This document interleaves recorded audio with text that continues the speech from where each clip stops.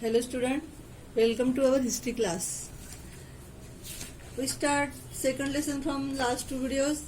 The second lesson, the name of the second lesson is India before the times of Shivaji Maharaj.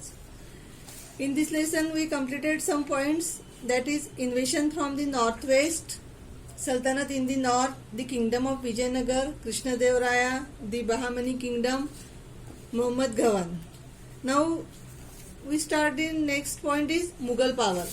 Student, in this lesson we shall learn about the various ruling powers in India before the times of Shivaji Maharaj. In this lesson we shall learn about the various ruling powers in India before the times of Shivaji Maharaj.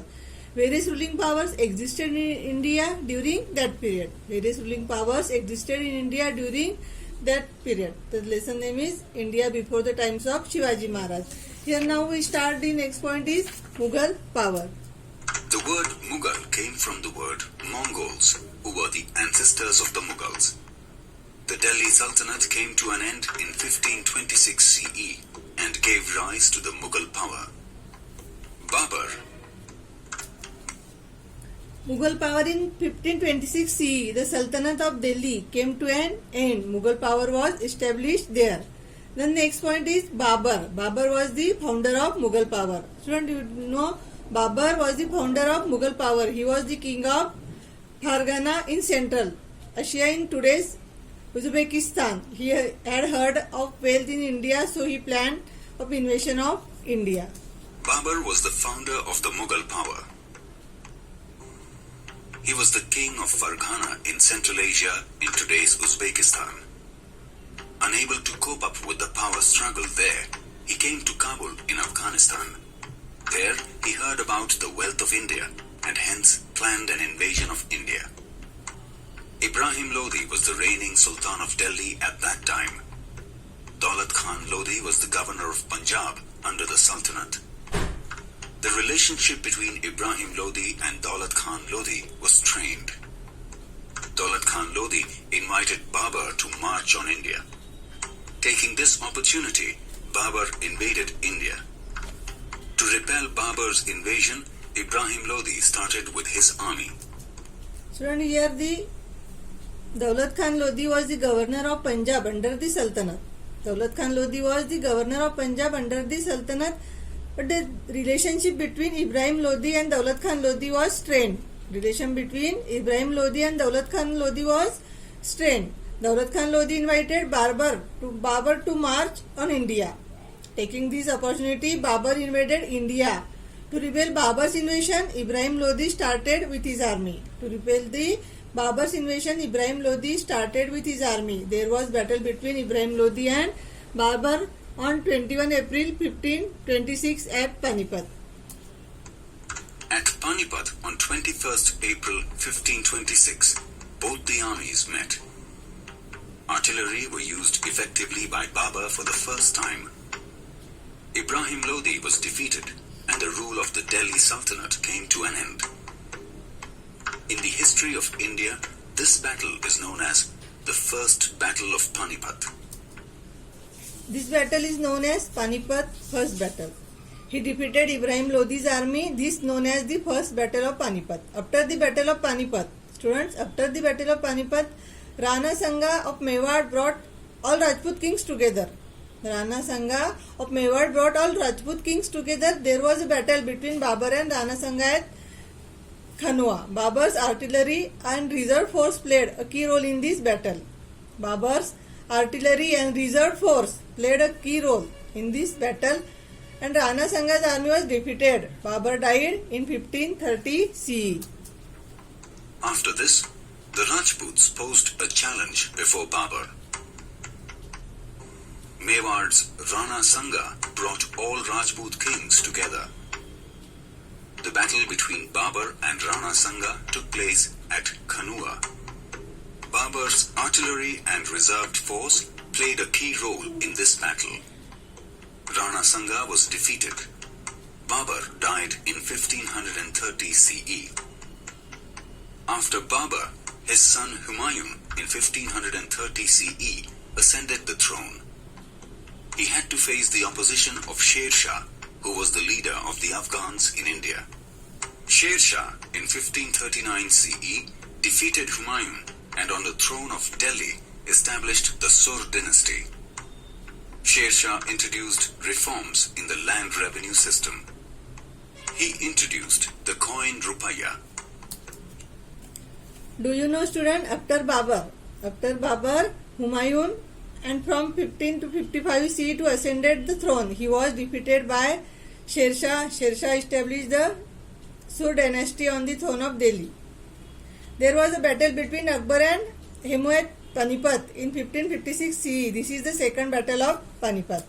He reconstructed the highway from Chittagong in present-day Bangladesh to Kabul in Afghanistan. Similarly, for the comfort of the people, he built serai or inns next to the highway. Humayun recaptured the Sultanate of Delhi from Surs and re-established the Mughal power in 1555 CE. Akbar. After the death of Humayun, his son Akbar ascended the throne. There was a battle between Akbar and the general of the Sultan of the Sur dynasty, Hemu, at Panipat in 1556 CE. In this battle, Akbar defeated Hemu. From then, the rule of the Sur dynasty permanently came to an end. In history, this battle is known as the Second Battle of Panipat. Akbar was the most powerful king of the Mughal dynasty. He was a wise and watchful administrator. Customs such as sati and infanticide were abolished by him. An unjust tax like Akbar was the most powerful king of Mughal dynasty. When he tried to bring India under the central authority, he had to face opposition. Maharana Pratap, Chand Bibi, Rani Durgavati struggled against him. He had to face opposition. Maharana Pratap, Chand Bibi, Rani Durgavati struggled against him. Their struggle is noteworthy. jizya was abolished by him.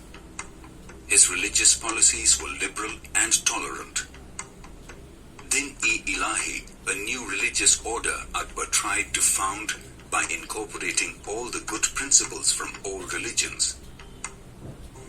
In Akbar's court, there were many scholars and artists. Among the 9 gems from Akbar's court, Abul Fazl, Birbal and Tansen are the famous ones. Akbar transformed the Mughal power into a mighty empire. From Kabul in Afghanistan to Ahmednagar in the south, his empire had spread. While establishing his empire, Akbar had to face opposition from the local rulers. Among them, Maharana Pratap's, Chand Bibi's, Rani Durgavati's struggle are noteworthy. Maharana Pratap. After His student, he had to face opposition. Maharana Pratap, Chand Bibi, Rani Durgavati struggle against him. Their struggle is noteworthy. First is the Maharana Pratap. After the death of Uday Singh, Maharana Pratap ascended the throne of Mewar. After the death of Uday Singh, Maharana Pratap ascended the throne of Mewar. He also continued the struggle against Akbar for the independence of Mewar. The battle between Akbar and Rana Pratap at Haldighat was fought in 1576 CE. In this battle, Rana Pratap was defeated. However, he still continued his struggle and maintained the independence of Mewar. Due to his valor, courage, self-respect and sacrifice, he has become immortal in history. Maharana Pratap has become immortal in history due to his qualities of valor, courage, self-respect and sacrifice, etc.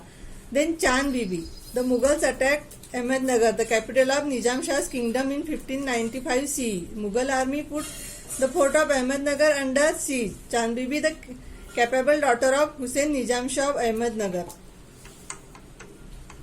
Chand Bibi. The Mughals attacked Ahmednagar, the capital of Nizam Shah's kingdom, in 1595 CE.